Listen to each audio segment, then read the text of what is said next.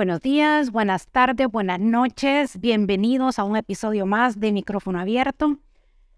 Este día tenemos el más grande honor de que nos reciba en su casa el señor Mario Gallardo, catedrático de la carrera de Letras de la Universidad Nacional Autónoma de Honduras del Valle de Sula, editor del suplemento Magazine Literario de Diario Tiempo y además fue miembro fundador de la revista Umbrales. Ha publicado las antologías El Relato Fantástico en Honduras y Narradores Siglo XX. También publicó una compilación de literatura oral garífuna de la comunidad de Masca titulada La Danta que hizo Dubú. Tiene un libro de cuentos titulado Las Virtudes de Onán y otro de ensayos titulado Escribir Poesía en el País de los Imbéciles. Poeta, escritor, narrador, ensayista, cuentista, catedrático, toda una gama de títulos que tiene nuestro invitado. Y hoy sí, bienvenido a su casa, literalmente, don Mario. Muchísimas gracias. Yo lo voy a corregir, pero por aquello de que me linchan, de que poeta, creo que solo soy poeta en un solo poema que por cierto, mediante una interpósita persona, gané un premio en los Juegos Florales de Santa Rosa de Copán. Pero sí he tratado de incursionar en diversos campos de la literatura y además de la docencia universitaria, aunque ya estoy retirado también desde enero del 2022. Y también la crítica literaria, ¿verdad? También he tratado de ejercer el criterio. Bueno, eso me lleva a mi primera pregunta. Estando aquí rodeada de tantos libros, nos ha recibido este día en su biblioteca personal. Hay tanto por leer, tanto que tenemos que observar. Mario, ¿toda forma de expresión escrita es literatura? No, definitivamente no. No todo lo que aparece tampoco en letra impresa es literatura. Siempre se ha utilizado los dos criterios que conocemos, un criterio bastante general, donde incluso hasta los recetarios que aparecen como literatura médica, luego se habla de literatura judicial, pero yo reservaría siempre dentro de lo que cabe, y no es por parecer purista, pero sí el término literatura, pues para lo que se hace en poesía, en ensayo, en narrativa, en diario de viaje, que creo que para mí son, por así decirlo, los géneros mayores de la literatura y donde se expresa de mejor manera la creatividad dentro de ciertos formatos previamente establecidos. Lo que conocemos como literatura ha evolucionado La a través creatividad del de tiempo, la literatura. creatividad de la literatura. Bueno, la creatividad de literatura creo yo que es inagotable. Y la premisa básica de la literatura es la libertad. Solo que la libertad creativa también tiene ciertos, no podría decir yo con esa palabra que García Márquez no le gustaba, parámetros, pero sí hay ciertas guías, o sea, puntos, líneas que seguir, pero siempre se puede inventar. Un ejemplo claro, creo que fuera de cámaras hablábamos acerca de sus preferencias y me hablaba de la novela policial. Los formatos de lo policial son los más fuertemente codificados que hay, creo yo, de casi todos los géneros. Sin embargo, cuando usted lee, digamos, a un Leonardo Padura en Cuba, lee también a Bate Agur, una israelita, lee a Erin Mankel, lee a un clásico, se da como cuenta de que todos en el fondo están siguiendo una línea, pero todos le aportan a esa línea elementos que le otorgan también gran originalidad. En tal sentido, la creatividad es inagotable. Y hablando de todo esto, de lo que es literatura, lo que no es literatura, ¿considera usted que existe un concepto como tal que sea la antiliteratura? Yo creo que todo aquello que no es literatura, pero que tiene ínfulas de ser literatura, califica para mí como antiliteratura.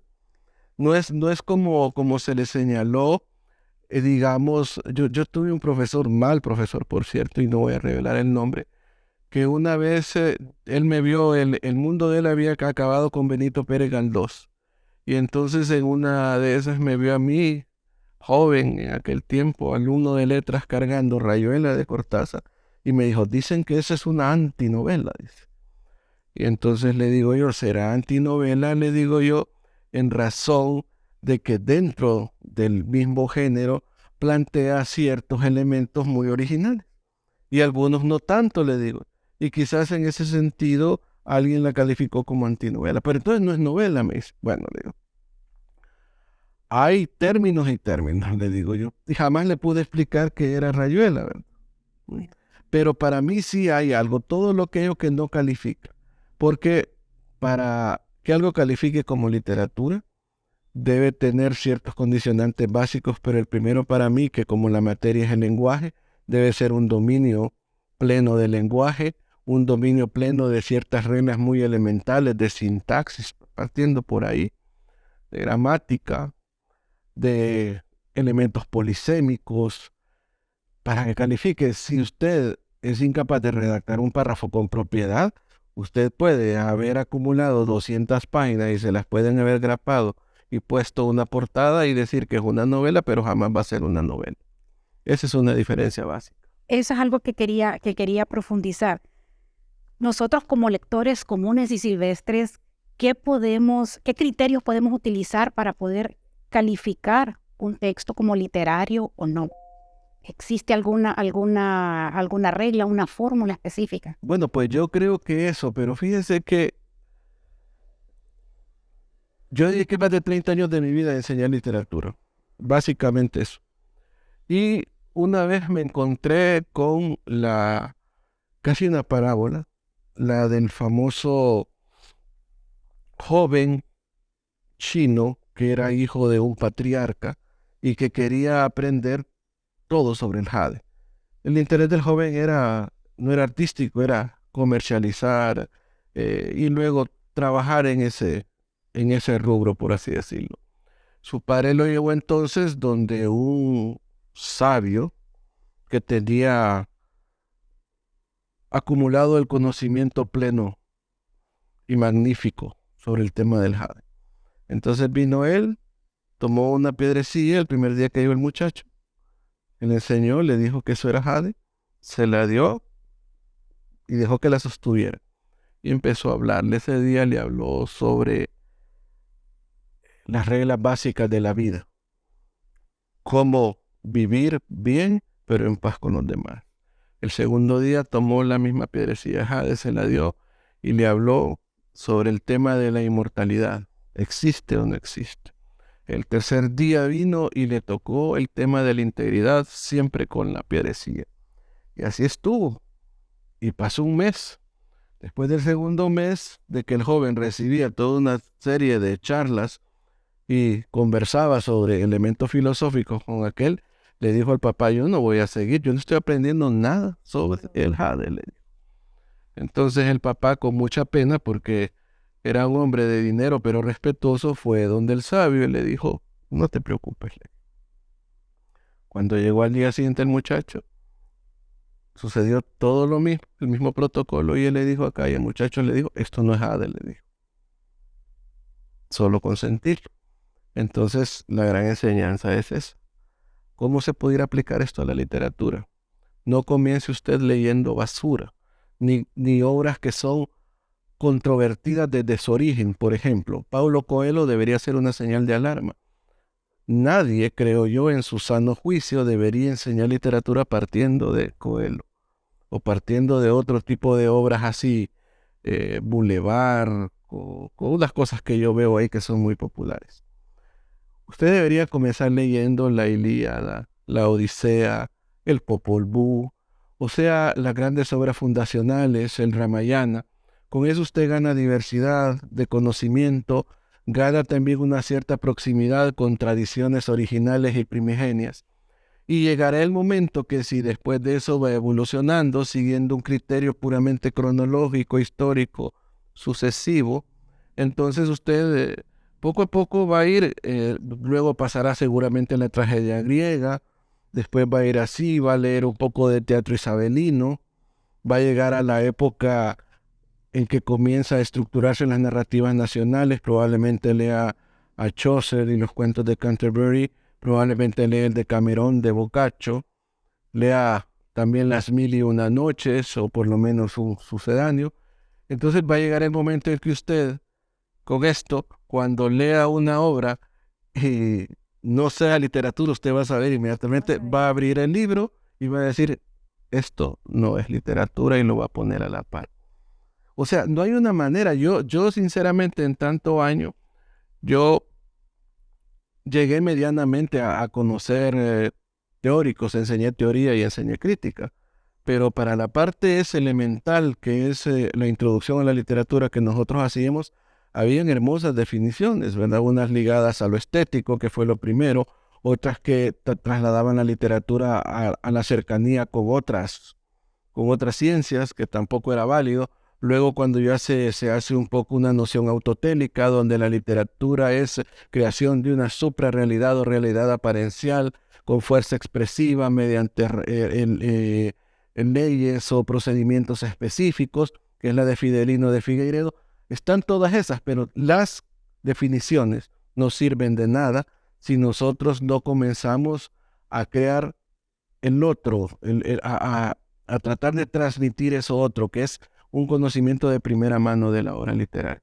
O sea, para enseñar literatura, para aprender qué es literatura, usted tiene que acercarse a las obras literarias. No hay atajo, no hay camino alternativo. En eso sí, y puedo discutir con quien sea sobre eso. Para mí no hay camino alternativo, no hay vía alternativa, no hay una literatura for dummies. Solo hay un solo camino, y son las obras literarias. Exactamente, las grandes. Las grandes, los que nos van a aportar. Hablábamos sobre la estética del texto, de la literatura. ¿Qué papel desempeña la calidad de esta estética para la definición de lo que no es literatura? O sea, ¿en qué se diferencia a nivel estético? Ahí es donde hay, digamos, una superación, que para mí sí es muy importante. Porque en determinado momento se hablaba de literatura como las bellas letras. Y el criterio era puramente estético. O sea, la literatura era creación de belleza a través de las palabras. Eso planteó una dimensión de la literatura que tenía que ser excelsa. Los grandes temas, los temas que ennoblecían al hombre. Pero el hombre está hecho de una materia que tiene de todo. Ahí hay maldad también. Hay sentimientos nobles, pero también hay sentimientos y acciones que son degradantes. Entonces, ¿cómo congenia uno? Usted empobrecería la literatura si se va solo a esa parte. Porque hay autores que apelan incluso a elementos que pudiesen resultar grotescos, chocantes, o que definitivamente alarmen la moral burguesa, como fue el tiempo de Sade. Sin embargo, hay una visión sobre esos textos, que es una visión intelectual, que le dice que esos textos también conforman esa materia a veces contradictoria que es la condición humana. Entonces no podemos, porque estaríamos limitando la esencia literaria, circunscribirla a lo estético. Por eso, por aquí, bueno, exactamente ahí usted ve. Mire a Eco, ahí en ese estante, los libros esos de bellísimo formato que aparecen ahí de Lumen en tapadura. Uno dice Historia de la Belleza. Ahí estaría compendiada, digamos, esa noción excelsa. Pero el que está a la par dice Historia de la Fealdad, porque lo feo y lo grotesco también forman parte de la literatura. Si no, usted empobrece al ser humano, porque estamos hechos de todo esto. Entonces, hay que pensar en la literatura más bien desde una dimensión más amplia, porque del siglo prácticamente XIV, XV y XVI ya comenzó a anularse esa visión ligada puramente a lo estético. Qué interesante ese concepto. ¿Cree usted que hay límites claros entre lo que es literatura y no literatura, o de repente hay un espacio ambiguo ahí en medio que...? Hay límites claros para mí, hay límites claros, que tienen que ver con ese otro elemento, que ese sí elemento es la calidad. Y la calidad depende precisamente de ese fenómeno de apropiación que se hace de la lengua como instrumento. de esa construcción que hace el escritor de su lengua propia, y luego a partir de ahí está la libertad de cualquier tema, tocar cualquier tema. Y ahora hemos asistido a una cierta liberalización de ese corsé que representaban los géneros. Por ejemplo, había una vez, escuché una discusión, ¿verdad? Porque yo que trabajo en un periódico y que trato de mantenerme siempre informado, para mí es un insulto, así se lo digo, la prensa en Honduras. Si yo hubiese llegado a tener algún tipo de poder, yo hubiera planteado una intervención definitiva a donde enseñan periodismo. Porque en realidad, y bueno, la lista que salió ahí de periodistas asalariados y pagados por el narcogobierno que acabamos de echar, entonces usted se da cuenta de que es gente que está orientada a buscar dinero mediante formas corruptas, mediante alianzas con los grupos de poder. Pero no vea usted en la prensa escrita una pieza que tenga o que alcance por lo menos una mediano nivel. Sin embargo, yo tengo por ahí a Alejandro Castro, o sea, en los periódicos de hará el siglo pasado, comienzos del siglo pasado, y usted va a encontrar ahí unas plumas extraordinarias. Fonso Guillén Zelaya, escribía Eliodoro Valle, ¿ah? Escribía Froilán Turcios, Juan Ramón Molina, porque los periódicos y los medios representaban ese buen decir, esa materia. Entonces, ¿qué ocurre? De que ahora eso ha evolucionado también, porque Leila Guerriero, digamos, o Alma Guillermo Prieto, escriben lo que se llama crónica periodística, ¿va? Pero ¿qué pasa? Escriben tan bien, incorporan elementos que parecen propios de la ficción, o sea, manejan la hibridez dentro de un género periodístico, le incorporan elementos literarios, procedimientos literarios en la narración, y entonces terminan haciendo un producto que es literatura. ¿Se fija cómo va? Una micronovela. Sí puede ser, sí, son narraciones. Lo que pasa es que hay un elemento real. García Márquez lo hizo. Con García Márquez nos hemos perdido, creo yo, de mucho porque no se reeditaba. Hay que leer ese relato de un náufrago de García Márquez. Es hermoso y es una historia real. Pero ¿qué pasa? La manera de contarla de García Márquez. Ese manejo tan especial de la lengua que él tiene, entonces hace que esa pieza pensada para ser periodística termina siendo literaria. Entonces yo creo yo que con eso le respondo. Es algo pero muy peculiar. Entonces yo veo de que siempre el criterio debe estar ligado a eso, al escribir bien. No importa qué sea lo que escriba. Y luego a liberarse de las ataduras también del género. ¿Han evolucionado también los géneros o han habido nuevos géneros en la literatura o nos mantenemos con los mismos? Yo creo que desde la tripartición, ¿verdad?, aristotélica, de épica, lírica y drama, y luego que aparecen los géneros menores que se van incorporando, digamos ahora en poesía casi nadie le va a escribir una égloga, tampoco el soneto ha sobrevivido, eso sí, qué cosa, ¿verdad? Casi todos los grandes poetas, no importa en qué tiempo, han escrito sonetos, porque el soneto es raro, el soneto es una prisión, pero también es una liberación, o sea, dentro de esas 14 sílabas usted puede hacer y se han hecho maravillas, ¿verdad? Entonces, está eso. Hablábamos también del género policíaco, que está hoy tan en boga, pero ¿por qué?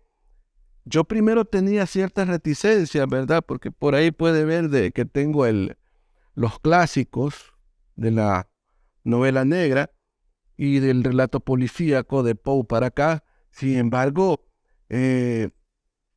uno lee a Padura y queda definitivamente agradecido de que este cubano haya incorporado tantas cosas y haya hecho tanto por ese género. Igual con Elmer Mendoza.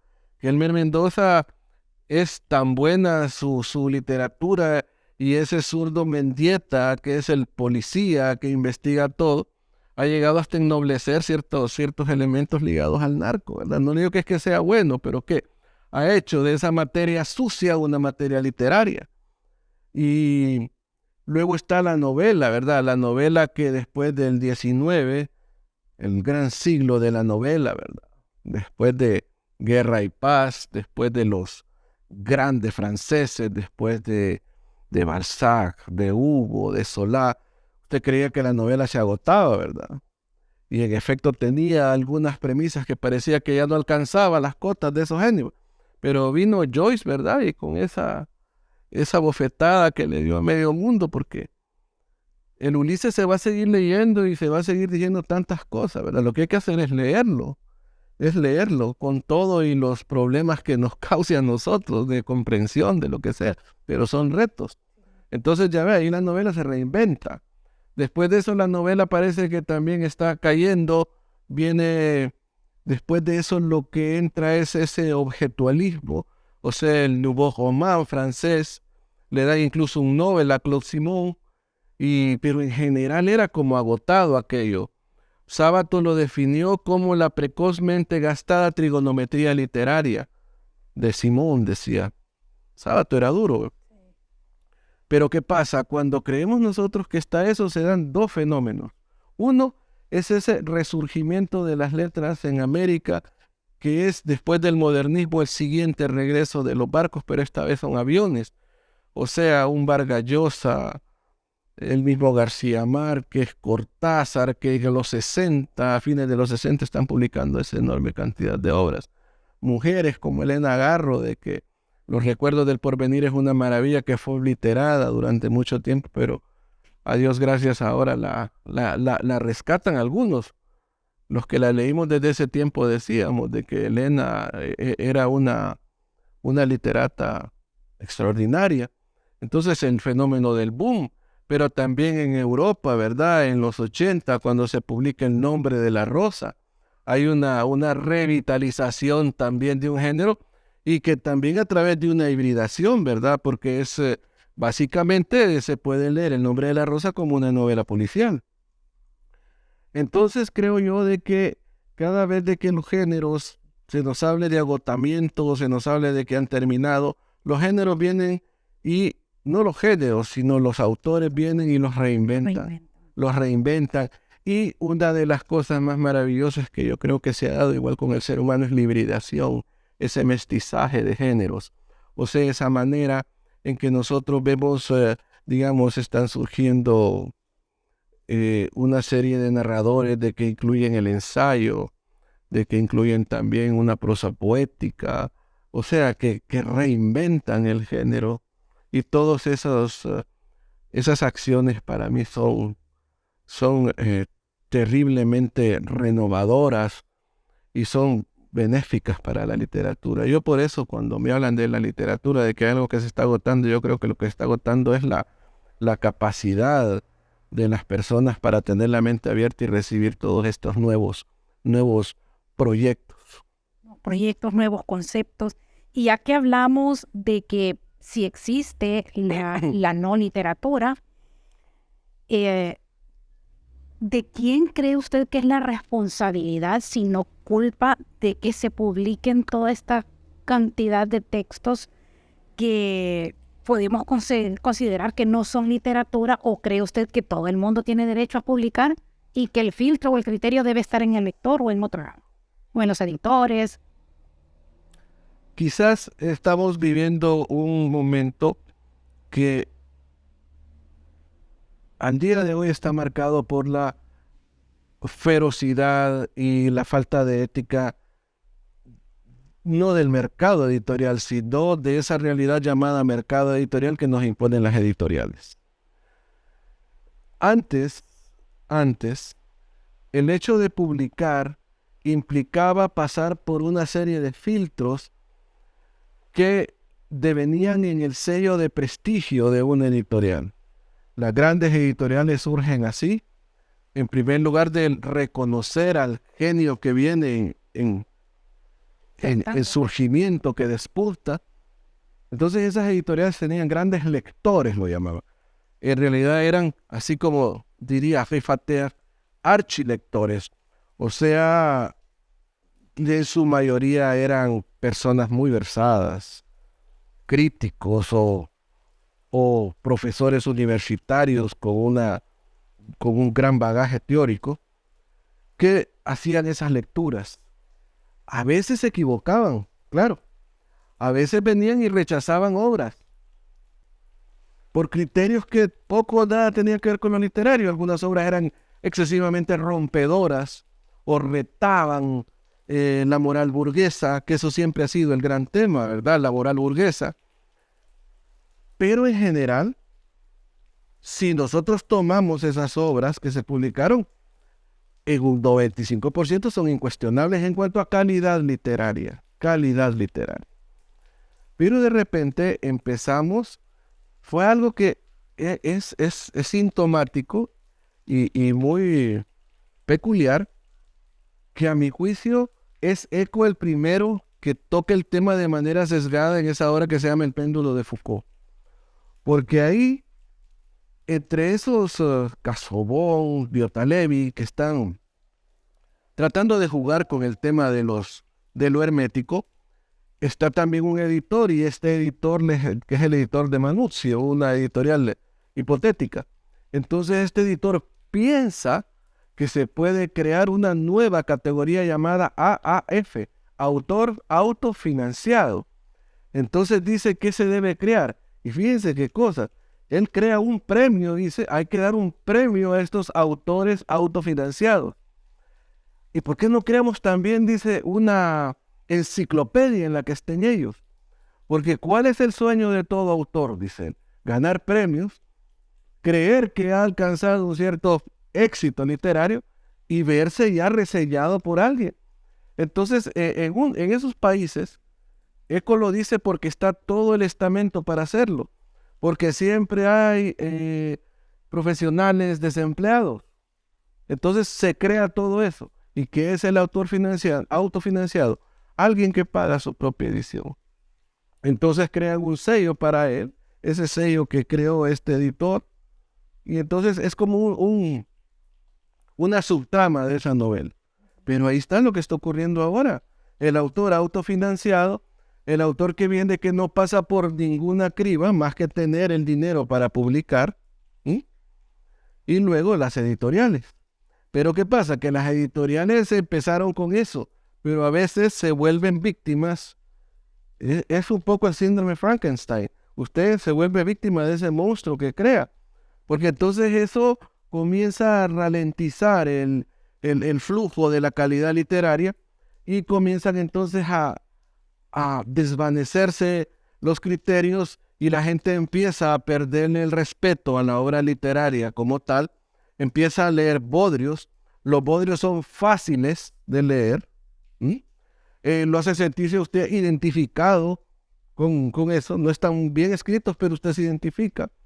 Tocan temas como de telenovela mexicana o venezolana. Otros son versiones degradadas de Harry Potter o de las grandes temas de fantasía como el Señor de los Anillos. Y entonces se va creando todo eso. Entonces las editoriales, de que todo lo ven, empiezan a decir, bueno, ok, ¿por qué no creamos sellos para esta gente? Y a la par viene el fenómeno ligado a las redes sociales de los booktubers, los influencers, o sea, la gente que no sabe nada de literatura, pero opina. Bueno, opinan de todo en el fondo. Y entonces así es lo que asistimos ahora. Esa cantidad de titulillos, de esas portadas que parecen anuncios de venta de champú o de jabón en bote, y ahí está.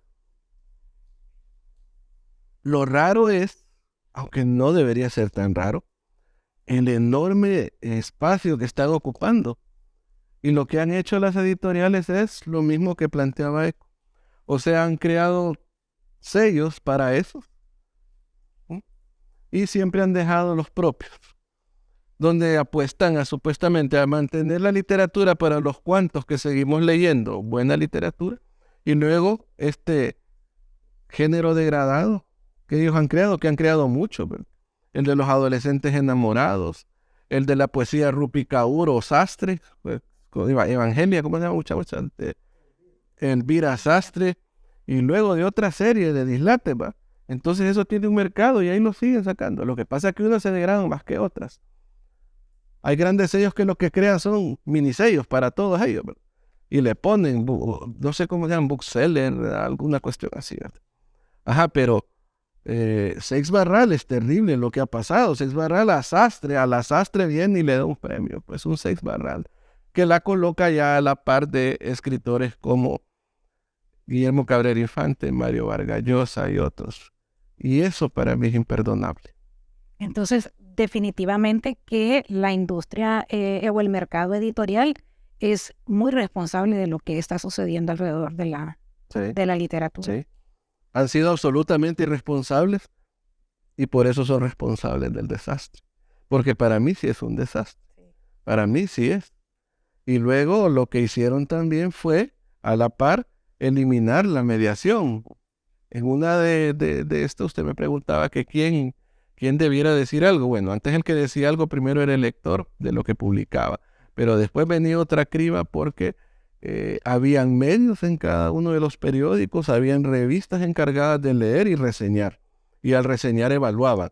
Luego habían críticas de mayor profundidad que tenían espacio en los medios universitarios. Y luego había otra crítica profesional por críticos profesionales. Entonces ahí podían condenar un libro y sí es, pero finalmente yo no le veo cuál es la maldad a esto. Ese era el sistema.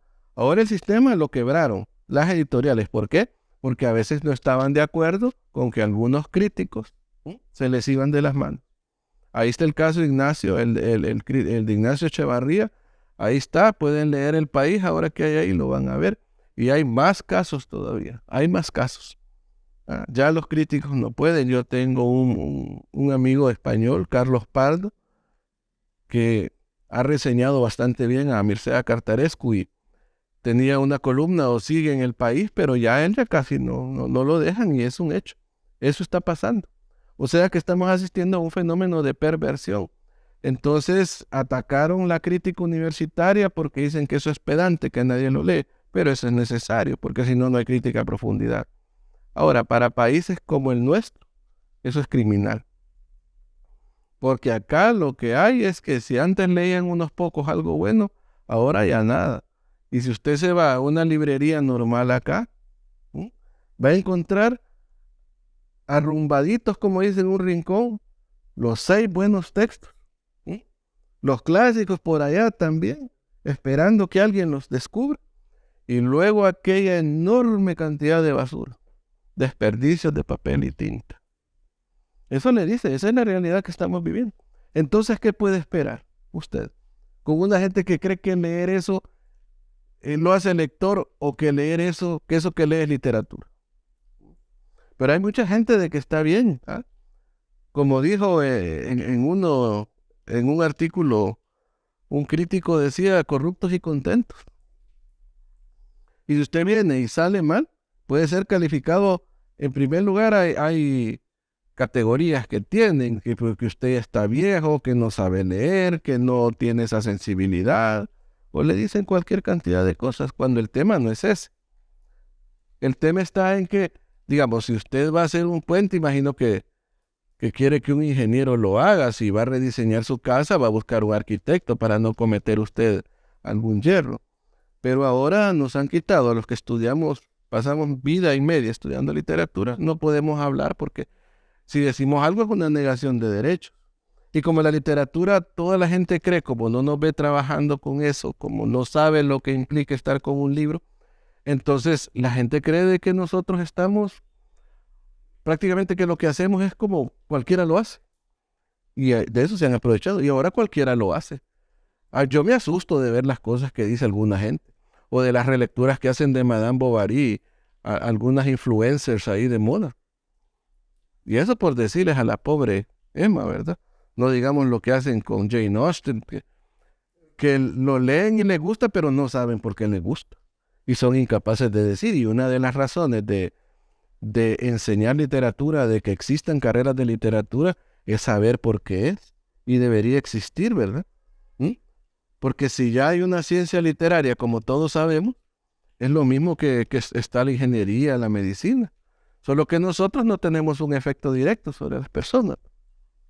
Claro, entonces sí, la academia es responsable definitivamente de cultivar esto en los lectores. Pero no todos podemos estudiar literatura.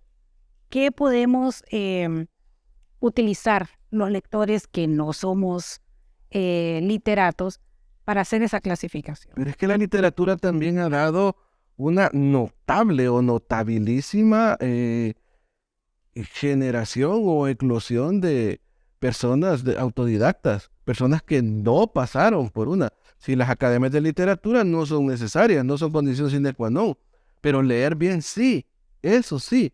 ¿Qué pasa? Que antes yo creo que en los hogares habían pocos libros, pero eran buenos. ¿Por qué? Es que mire, todo tiene que ver, quizás estas ideas requerirían una elaboración ensayística o algo. Pero yo puedo decir casi sin temor a equivocarme que tiene que ver con todo eso. O sea, ¿qué libros están entrando a su casa ahora? ¿Qué libros se compran? Yo no veo que se compren tanto Los Miserables, ¿ah? Ni Crimen y Castigo, no. Son muy gordos, la letra es muy pequeña, hablan de cosas que son feas, supuestamente. ¿Mm? Entonces, lo que está entrando a los hogares está prácticamente persistiendo, creando un ambiente para que todo esto se extienda. Antes, en los hogares habían, por lo menos estaba una Odisea, una Ilíada, había algún librito, estaban los rusos casi siempre, alguno que otro francés. Eran las lecturas, porque hasta las escuelas y colegios también enseñaban con buenos libros. Pero váyase usted ahora a las escuelas.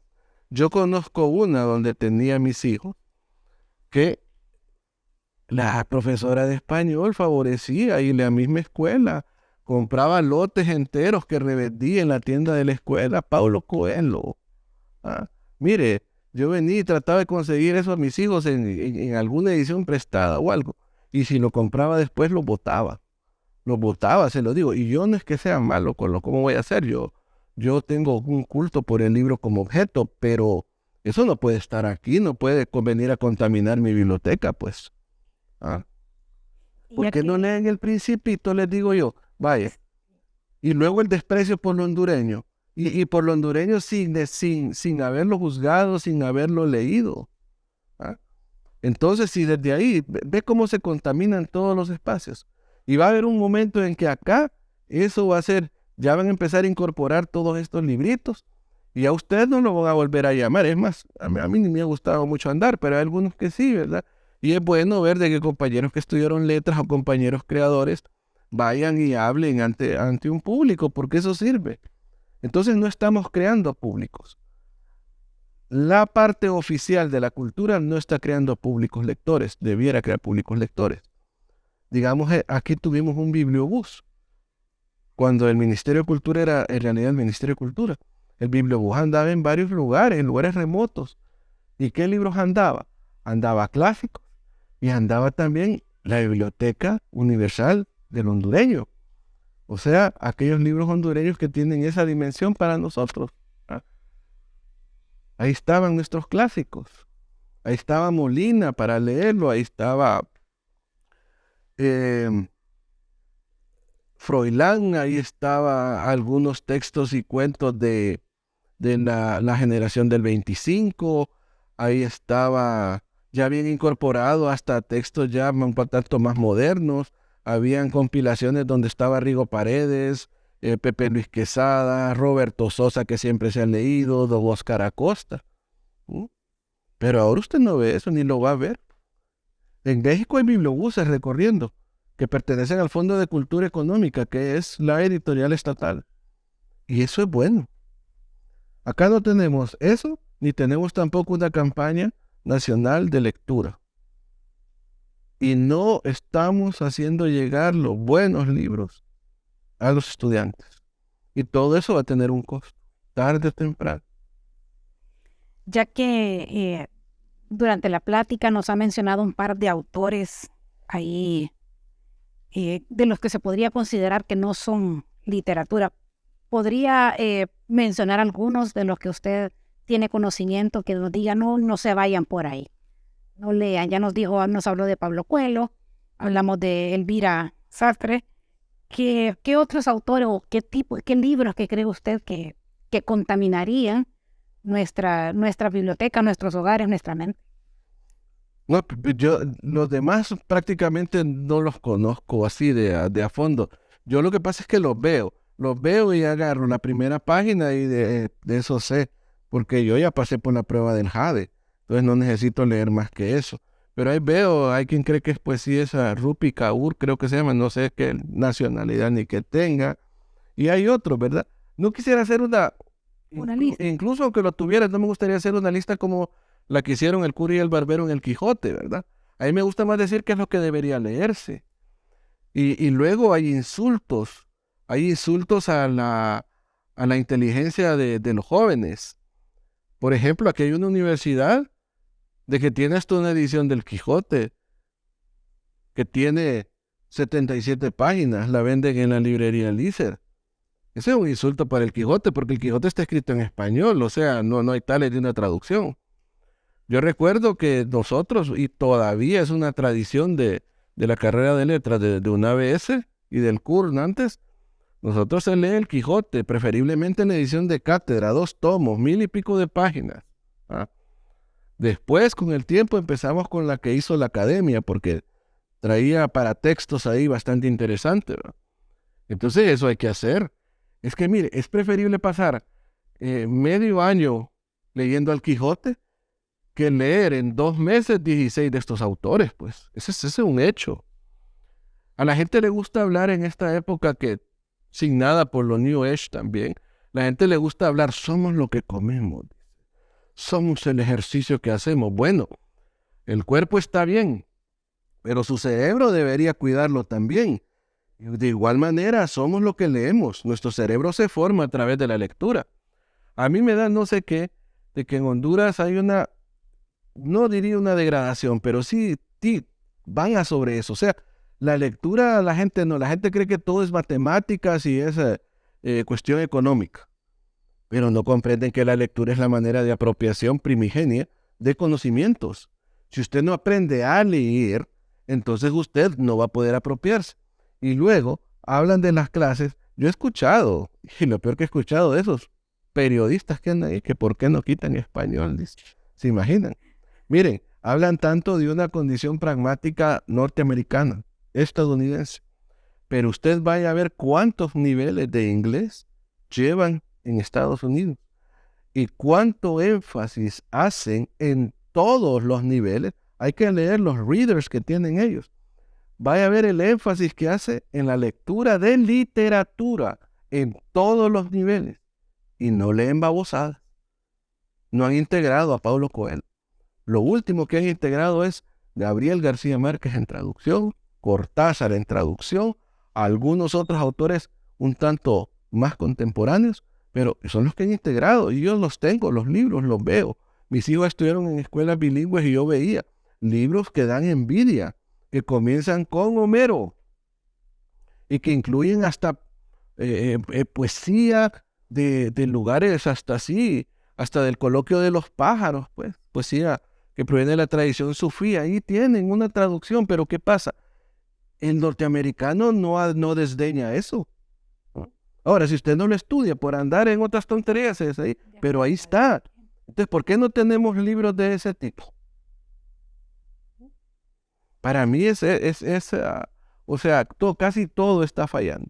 Sinceramente, aquí es un milagro de que todavía surjan de vez en cuando algún escritor relevante. En este ambiente, eso es un milagro. Un milagro. Porque el acceso a los libros está vedado, porque no todos pueden acceder a educación formal en literatura y porque el ambiente en general es más proclive a leer tonterías y a ensalzar tonterías.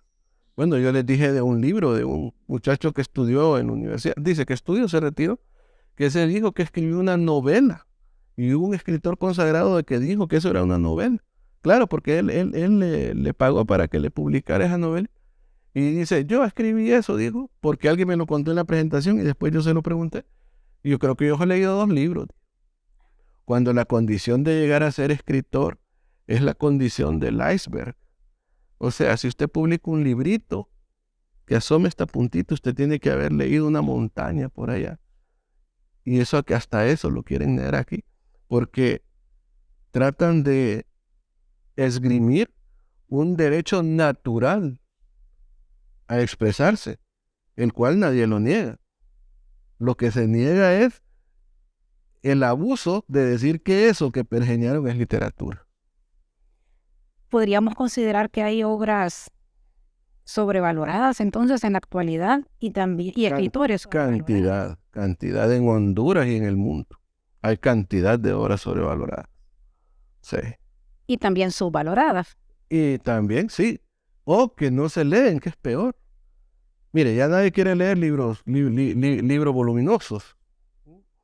Y luego, si el libro tiene algún reto, digamos, de que su presentación no sea cronológica de la A a la Z, que presente una cierta fragmentación, ¿sí? O que presente también esa opción que en Vargas Llosa se llama la teoría de los vasos comunicantes. O sea, que represente algún reto para el lector, está prácticamente condenado al ostracismo. Ahora, si usted cuenta cosas agradables y lo dice con una sonrisa, entonces parece que ahí todo va bien. Esa es la realidad. Mire acá vivimos condenados a que ya no hay secciones literarias. Ya no hay secciones literarias. Y allá todo ha quedado, aquí los periódicos ni existen. La prensa es una cuestión detestable.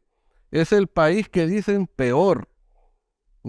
Peor. O sea, léanlo. Están mal escritos en primer lugar. Y luego, la sección cultural es Bad Bunny.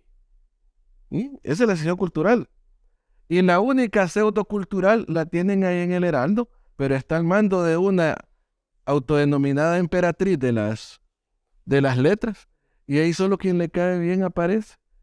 Y esboza cosas que cree que son ciertas. Y dicen que tiene un amanuense ahí, de que es el que también cree de que ejercer en una sección literaria es visar pasaportes al Parnaso. Entonces, la realidad literaria aquí en Honduras, en materia de estructuras, es alarmante. Es alarmante, o quizás solo se alarma a algunas personas, que en verdad nos interesa la literatura, ¿verdad? Y que creemos de que sí se puede construir una realidad totalmente nueva, que creemos que sí hay buenos lectores, que los podemos encontrar en varios lugares que a veces nos sorprenden.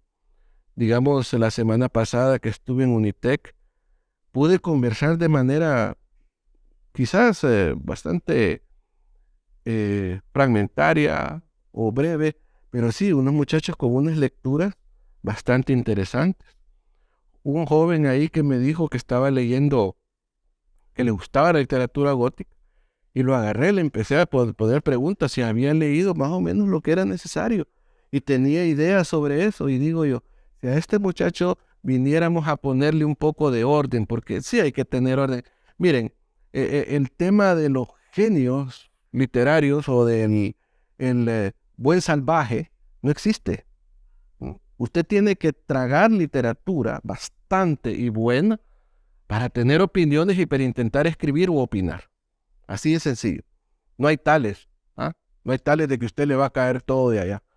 Usted tiene que forjarse, formarse, convertirse en eso, aspirar también.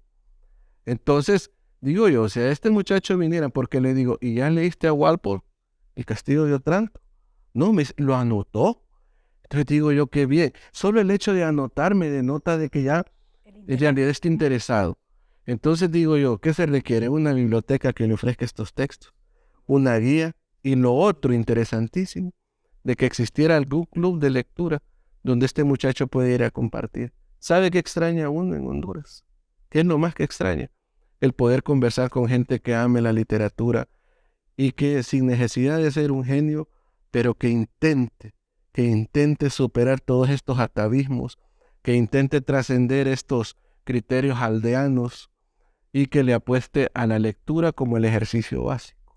Eso.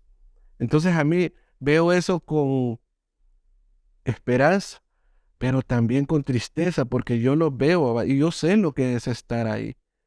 Yo sé lo que es estar ahí. Javier Bayardo Brito, en un opúsculo que escribió con el que ganó un premio en Tegucigalpa en el 77, por ahí, lo tituló, era un ensayo, Juan Ramón Molina y el medio social que lo mató. Y yo no lo he vuelto a encontrar, pero recuerdo las ideas que plasmaba.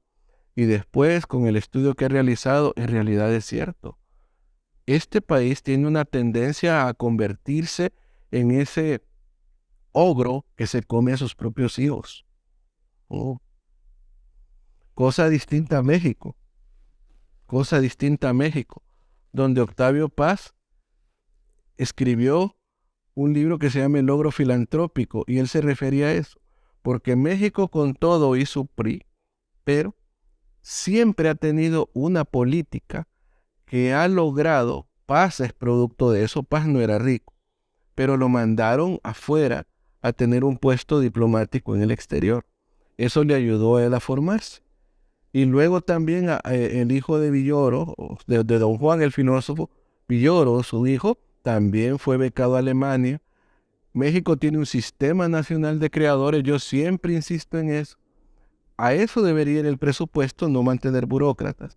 Sistema nacional de creadores que reconozcan los creadores. Un sistema nacional de jóvenes creadores para dotarlos también durante un año, que eso es lo que hacen, para que se dediquen a pulir una obra o a ejercitarse o a tener libertad para hacerlo, que es necesario.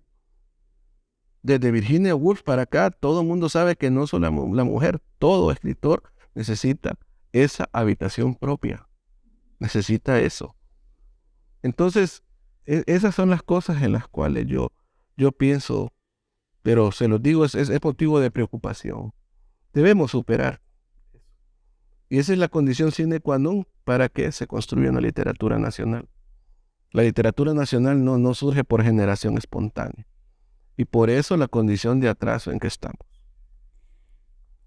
Ante este panorama hondureño, ¿cree que actualmente estamos produciendo literatura de calidad o que por lo menos se va gestando una nueva generación de escritores, poetas, que podamos decir que es la próxima generación de literatos, de gente que va a producirnos buena literatura? Sin duda, sí. Sí, es que siempre se cuelan las flores entre las grietas.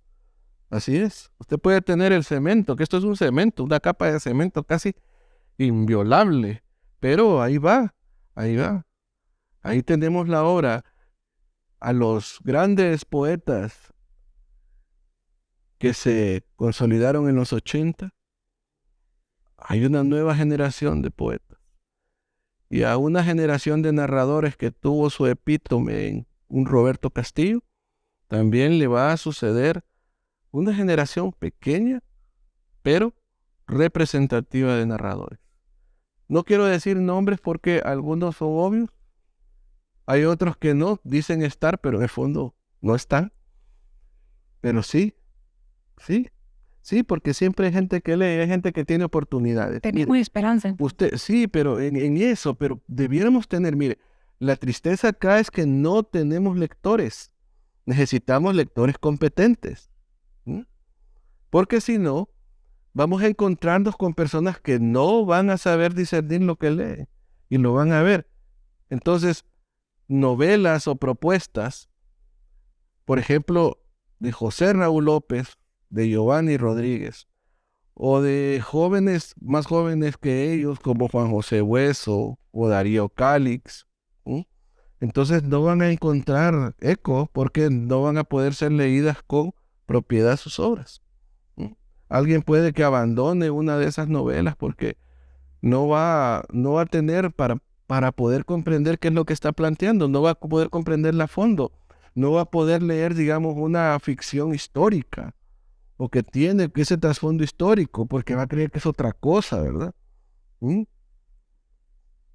O va a tomar algo, digamos, en un escritor joven e iconoclasta, lo va a tomar como algo que va a minar ya sea su concepción religiosa o sus nociones sobre la sociedad. Entonces, a la suma de estos atavismos está también el hecho de que no ayuda a nada el contexto.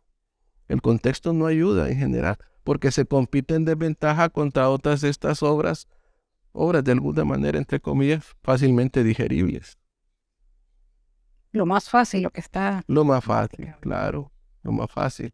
Yo por eso decía, yo tenía la costumbre de que casi al finalizar el curso de Introducción a la Literatura o de Introducción a la Lingüística, que las impartí durante mucho tiempo, yo tenía ya listas las fotocopias de las páginas finales del Canon Occidental de Harold Bloom, porque esa cosa, aunque no le guste a mucha gente, ahí está, ahí se le da aristocrática, están las edades, esos son los libros que debe leer. Entonces les digo yo, ahora que más o menos están de que van a estudiar letras, dicen ustedes, entonces aquí está, esa es una tarea, ¿ve? Eso es una tarea.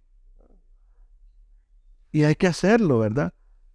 Y al igual que parece muchacho con el que conversé en Unitec, ese muchacho necesita una guía de ese tipo. Necesita una guía de ese tipo. Pero necesita también lo otro, esa sensación de comunidad. Eso es importantísimo. Por eso México tiene las casas de la poesía. Por eso se hacen presentaciones de libros. Por eso se hacen lecturas. Por eso nuestras universidades deberían plantear cursos libres. Pero no de creación literaria, fíjense que de eso no. ¿Saben de qué? Primero, de recepción literaria. ¿No? A enseñarnos a leer literatura. Eso es lo primero, que nos enseñen a leer literatura. Esa es la condición básica para arrancar todo proyecto que va a terminar, digamos, en la consolidación de una literatura nacional. Y ya para ir cerrando, creo, el espacio, ¿qué consejo le daría pues a los nuevos escritores, por un lado, para que puedan perfeccionar la técnica al momento de escribir? Pero también me gustaría que le diera un consejo a los lectores, de qué forma pueden formarse, acceder a esta apreciación literaria para que pueda haber un encuentro entre escritores y lectores y que sea de calidad y que podamos producir una comunidad literaria de calidad. 3 consejos para ambos: leer, leer y leer. Pero ya yendo a fondo, hay que leer, tratar de encontrar un orden. Ahí están esas condiciones. Porque a veces cuando no leemos de manera progresiva, entonces nos perdemos. Porque lo que nos perdemos es de qué manera la literatura es la entrega de una estafeta. O sea, nada surge de la nada en literatura, sino que todo se va como reeditando, trabajando, reinventando. Desde el principio es lo mismo. O sea, la condición que tenían las grandes obras son los grandes dramas que estamos viviendo también. Lo que cambia a veces son ciertas situaciones contextuales. Digamos, hay elementos de Shakespeare que están también en los maestros rusos, ¿no? Ahí hay. Y estos a su vez devienen de la tradición grecolatina de la cual venimos todos. ¿Qué es lo que daría variedad, digamos, para nosotros? Que nosotros podemos ser, como lo dijo Borges, tener esos elementos de la cultura occidental porque aquí vinieron a imponerla, pero tener también los otros elementos provenientes de nuestra tradición, de los originales habitantes de acá. Digamos, hay que leer sobre los mayas, hay que tratar de ver qué hacían, todo por tener uno. Y luego ver tradiciones también que están ahí en nuestros pueblos originarios: garífunas, lencas, chortís, payas, misquitos, tolupanes. Los tolupanes de la flor, de que fueron estudiados con una profundidad por la doctora Chapman, tienen una concepción de mundo que de ahí se pudieran sacar también narraciones. Entonces, para mí, por ahí va la cosa. Y sobre todo, en una primera etapa hay que ser extremadamente selectivo. Solo hay que leer obras incuestionables, excelsas, clásicas. Necesitamos eso primero. Si después usted se quiere perder en el camino, leyendo otras, después, claro, usted va a tener seguramente algunas preferencias, pero ya va a tener una base. Pero piérdase después, al principio no. Pase unos 10 años solamente leyendo clásicos. creando todo ese bagaje. Ese bagaje es necesario. Es lo que se denomina el equipaje del lector. No hay ningún lector que va a llegar a la literatura sin ese equipaje. Es donde tiene todas esas obras.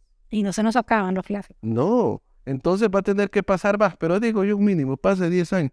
La gente dice, ay, este que no quiere. No, esos son buenos consejos. Es que esa es la manera mejor y además la única. Aquí es como tal, el único camino, así como la gente que mira la serie del Mandalorian. This is the way. Este es el camino. No hay otro. Y es un camino gratificante. Yo les decía a mis alumnos, yo no he acumulado en la vida riqueza material. Mi gran riqueza son mi familia, mi esposa, mis hijos, en primer lugar. Y luego, de lo más que me puedo yo vanagloriar es de esto. Y de haber tratado siempre de comprender todo lo que he leído. Ese sí es. Porque todo el mundo tiene su orgullo y ese sería el mío. Por encima de cualquier cosa. No hay mejor forma de terminar que con estos grandes consejos. Muchísimas gracias por recibirnos. No, y pues no es la última vez que nos vamos a encontrar con Mario Gallardo. Esta es la primera de una serie de charlas y de pláticas alrededor de la literatura para que podamos crear esta comunidad de lectores y de escritores que nos acercan. Muchísimas gracias. Bien, muchas gracias. Un placer.